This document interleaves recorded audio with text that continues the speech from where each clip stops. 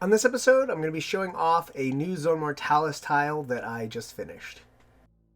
Dome Runners TV, your guide to the Underhive and beyond.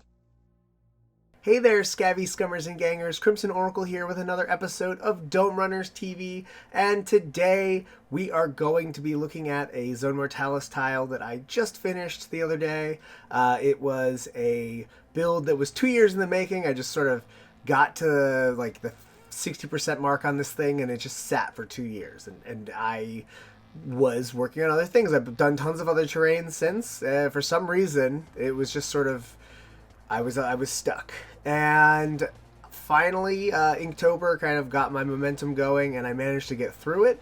So I'm going to show off the tile and talk about all the kind of little features and why I really liked building it, and why I think it might be my favorite of the tiles I've done, but it's hard to say. They're all kind of my babies in a different way.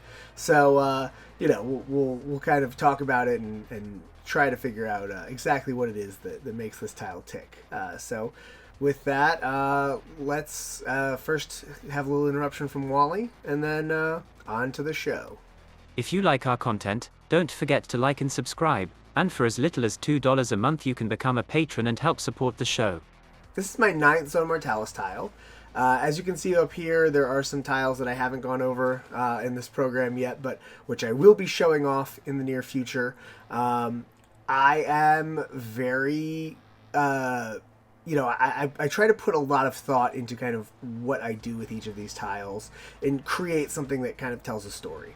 Some are kind of more in-depth than others, but this one is maybe my favorite because it is a bar that, kind of represents the drinking hole territory, and it was one that I really liked the layout that I came up with, and I think it really kind of shows off the cool parts of what the Zone Mortalis terrain is good for.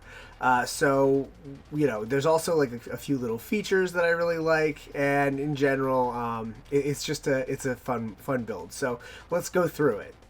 So one of the things that this tile represents is kind of, I had built a bunch of different versions of tiles, and what I had realized is that I really wanted to incorporate a double staircase somewhere in my collection of terrain. These Zone Mortalis staircases look so cool, and I wanted something. This was initially going to just be a tile that, you just had a step up, and then there would be like another tile connected to it that would continue the stairs. And then I had the idea when I was going through my bits box that I could actually take the post that supports the water tower from the gang stronghold kit and actually use that in place of a column, which would allow me to have that open space through which someone could then take another staircase up to another level. And then by kind of vaulting the bar 2 levels up, it creates almost kind of a separate space. It's almost like a new ground floor level. And it was a bit of a kind of thought process trying to kind of land on what I wanted this to all be. Originally, the bar was 1 level, and then the actual walls extended up 2. And then I had the thought that, when I was in college, one of the things bars would always, to do to attract people is talk about having, a rooftop bar or something like that. And so I had the idea, like, what if we had the Necromunda equivalent of that, which of course is a rooftop bar.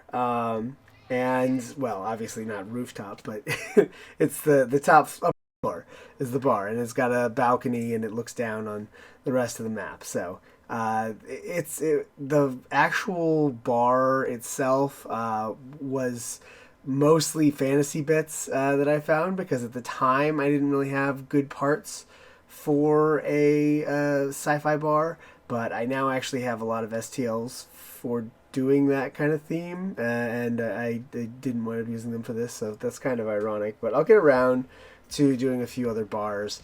This one is just my personal, kind of take on that kind of, big, expansive bar complex And of course, like my other tiles, it is lit up with LEDs, something I really like to add because I think it just makes the whole space feel more alive.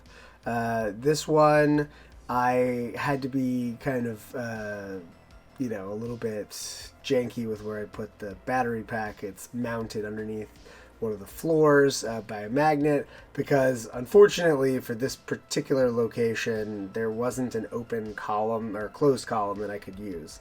Now, looking at the bars themselves, this was something that I kind of was hoping to experiment with more ever since doing another tile that really used a lot of the internal Zone Mortalis terrain space. The Zone Mortalis walls and columns take up so much room on the board that if you're going to kind of make a single tile into like a themed space, you're often going to need to, take that and use the insides of those columns and walls in order to maximize kind of fitting things in. So, you could put a shop or merchants inside, that kind of thing. There's been some cool 3D printable parts I've seen around that you can, print column halves, and there was one that was like a wall that was also like a medical wing on the inside.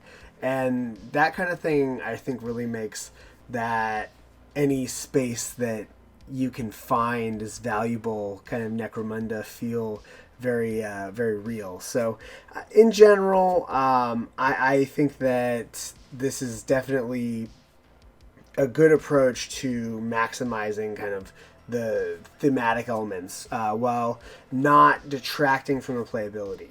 Because it's important that the spaces be open enough for you to kind of get in and move models around. So that's always what I'm striving for. I don't always succeed because sometimes, form comes before function because these are first and foremost, display pieces. The play aspect is secondary to the kind of concept. So, but I try to keep them playable as much as possible. And so this one I think is a great blend of the two because of the way it uses those spaces.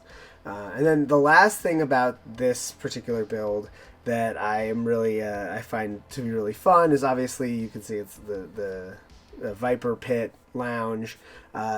The bar has a secret listening post hidden inside one of the columns with a Delac ganger standing at a terminal, supposedly, listening in and, relaying information and I'm sure doing other shady things. And it's just one of those little things that, like, you hardly could even see it. You only really know about it if you know it's there. But I know it's there, and I like to include these little details that are almost kind of just for me, but of course I share them with you all too. And as we wrap up, I just wanted to mention that a bunch of the posters on here were designed by Carl Johnson, who posts under Underhive Art. I will link to his Instagram in the show notes because he's got downloadable files of all these different posters that you can add to your terrain, and it really is a fun way to kind of punch things up. So don't forget to check that out, and time to go. Thanks as always to Carl Casey at Whitebat Audio for the show's music. And as always, this show is brought to you by my wonderful patrons who are responsible for, everything that I'm able to do kind of on this platform. So thank you all so much. And of course, if you would like to become a patron for as little as $2 a month, you can too. Just hop on over to Patreon and search for Dome Runners or click the link in the show notes and it'll take you there. And of course, don't forget to check out the podcast. I've got new episodes coming in the pipeline. I had a new one out a couple weeks ago, and I've got another new one that I'm going to be recording this weekend. So don't forget to check out the show. And of course, everybody out there, please stay safe, and don't forget to change your paint water.